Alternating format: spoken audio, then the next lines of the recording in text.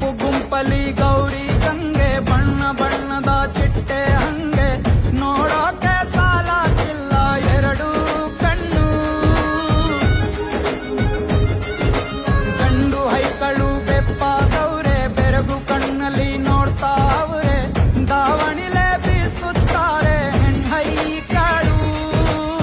ರೊಟ್ಟಿ ಊಟ ಉಣ್ಣಾಗಿಲ್ಲ, ಹಬ್ಬದೂಟ ತಳ್ಳಾಗಿಲ್ಲ, ಗಂಟ ಜಗಳ ಆಡಂಗಿಲ್ಲ ನಮ್ಮ ಊರಲ್ಲಿ.